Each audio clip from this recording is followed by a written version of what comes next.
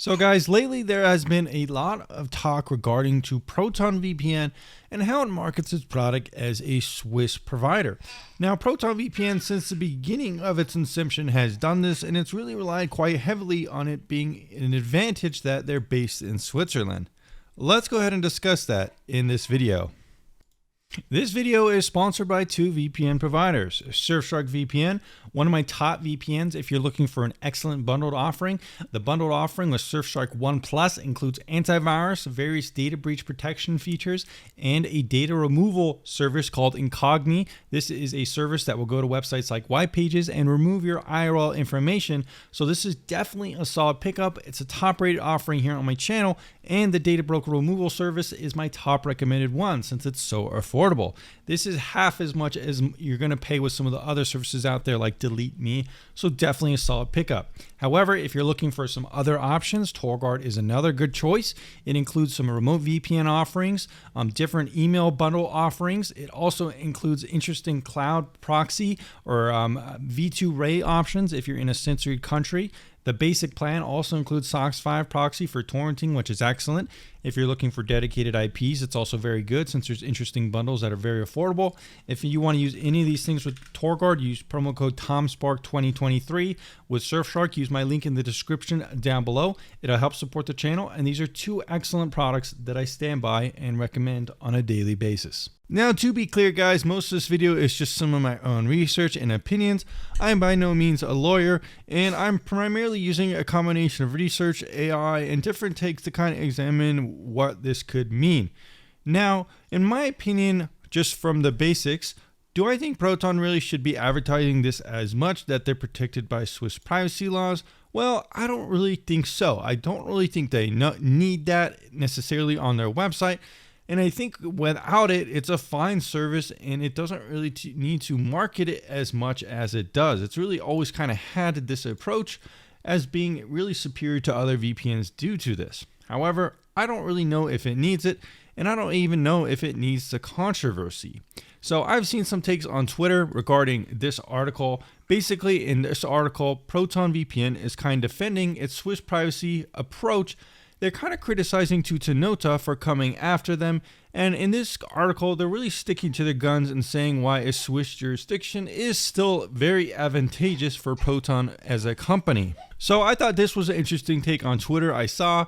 This guy says, I think Proton Privacy really needs to read up on how FISA in the US works compared to Intel SA in Switzerland. They both require authorization. In the United States, Attorney General plus U.S. Foreign Intelligence Surveillance Court. In Switzerland, the Swiss Federal Administrative Court. Both are done covertly. To be clear, FISA courts in the U.S. are bad for privacy. Intel ASA in Switzerland is also bad for privacy/concerning. It only benefits Proton, not the privacy community say otherwise, and maybe Proton could instead focus on technical protections like encrypting subject lines. I don't know if that's actually possible with email.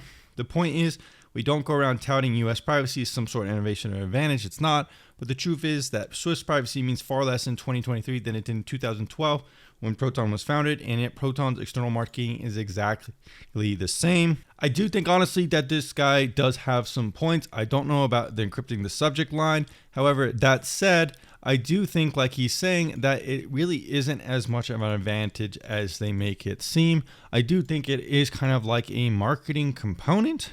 I do think pretty much every kind of country does have a surveillance mechanism, and if someone is doing something really bad on Proton, I think eventually there's going to be something happening to that person. I kind of wanted to discuss this in context with ChatGPT since it's gotten really good at research and kind of evaluating some of these interesting things.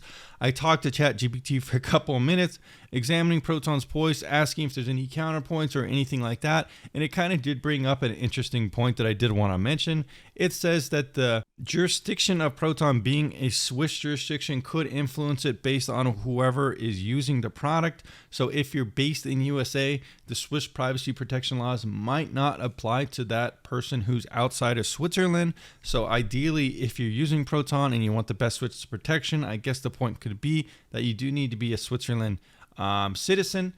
But if you're using Proton and you're not in Switzerland, the same laws might not apply. As it says here, the new Swiss Federal Act on Data Protection aligns closely with the EU's GDPR, offering robust data protection. However, as mentioned earlier, the level of protection offered to non-residents can differ. For instance, U.S. citizens using Swiss services are still subject to U.S. laws, which can compel data disclosure under certain circumstances. So that is kind of interesting to think about, and I don't really think the original blog post made much mentions of that, if I'm not mistaken. At the end of the day, it's kind of interesting seeing Proton really stick to its guns with this marketing style, marketing their product in this way. Like I said, I don't know if it needs it. I think it does kind of create some controversy, which isn't the worst thing in the world, but it's interesting to see and see people discussing it. I think now more than ever, there's a lot more competition to Proton. Tutanota has kind of fully rebranded their entire experience to Tota, and also the GUI and everything is much cleaner. Skiff privacy is also very compelling, and a lot of people are using that nowadays, and I've recommended it here on the channel as well.